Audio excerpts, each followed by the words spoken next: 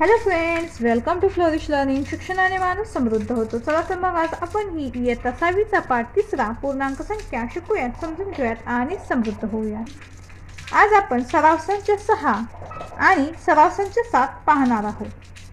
तर हे दोन्ही सराव संच खूप लहान असल्यामुळे आपण ते एकाच व्हिडिओमध्ये पाहणार आहोत, जेणेकरून तुमचाही वेळ वाचेल.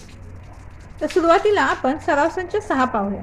काय आहे प्रश्न? तर खालील संख्यांच्या विरुद्ध संख्या लिहा. त्याच्या संख्या दिलेल्या आहेत आणि त्याच्या खाली आपल्याला विरुद्ध संख्याचा एक कॉलम दिलेला आहे. तर त्या दिलेल्या संख्येची विरुद्ध संख्या आपल्याला त्याच्या खाली लिहायची आहे. तर पहिली संख्या काय आहे? 47. तर 47 ची विरुद्ध संख्या काय असेल? 47 ही काय आहे? धन संख्या आहे. म्हणून 47 ची विरुद्ध संख्या काय असेल? ऋण 47. यानंतर इथे धन 52 दिलेले आहे. याची विरुद्ध संख्या काय असेल? ऋण 52. यानंतर ऋण 33. ऋण 33 ची विरुद्ध संख्या काय असेल? धन 33.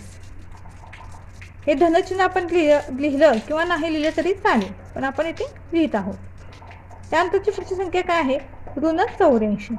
याची विरुद्ध संख्या काय मिळेल आपल्याला? धन 84. यानंतर पुढची संख्या आहे ऋण 21. याची विरुद्ध संख्या काय असेल? धन 21. यानंतर धन 16. याची विरुद्ध संख्या काय असेल? ऋण 16. लक्षात आलं तुम्हाला? फक्त आपण ते विरुद्ध चिन्ह वापरतो. संख्या तीच आहे, फक्त धन असेल तर ऋण, ऋण असेल तर धन मध्ये लिहितो. यानंतर ऋण 26. ऋण 26 ची विरुद्ध संख्या काय असेल? धन 26.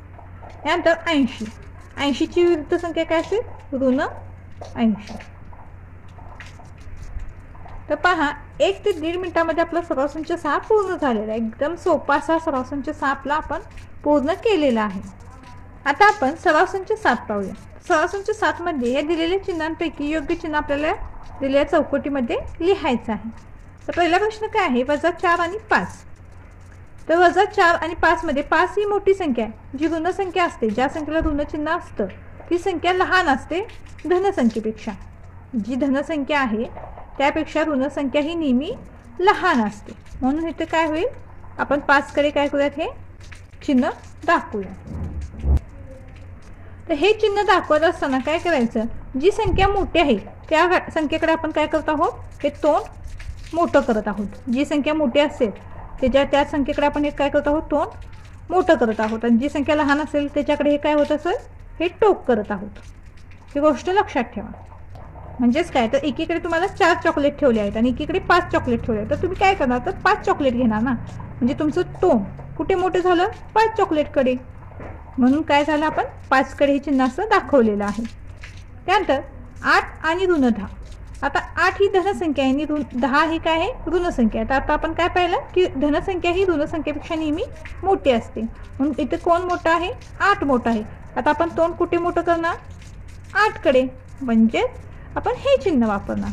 8 मोठा आहे ऋण 10 पेक्षा. यानंतर +9 +9. आता दोन्हीकडे पण समान संख्या दिलेल्या आहेत आपल्याला. इथे सुद्धा +9 आहे, इथे सुद्धा +9 आहे. म्हणजे काय आहे? हे समान आहेत. म्हणून आपण काय वापरत आहोत? समानतेचं चिन्ह वापरत आहोत.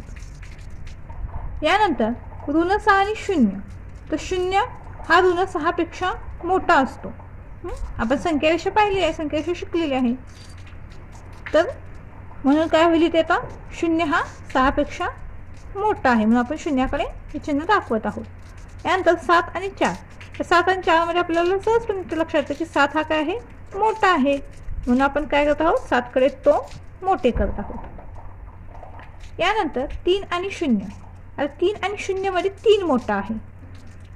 म्हणून काय करत आहोत? आपण 3 कडे तो मोठं करूयात. यानंतर -7 आणि 7. आता दोन्ही पण 7 आहेत, पण हे ऋण 7 आहे, हे काय? धन 7 आहे. तर धनसंख्या ऋणसंख्येपेक्षा काय मोठी असते, है ना.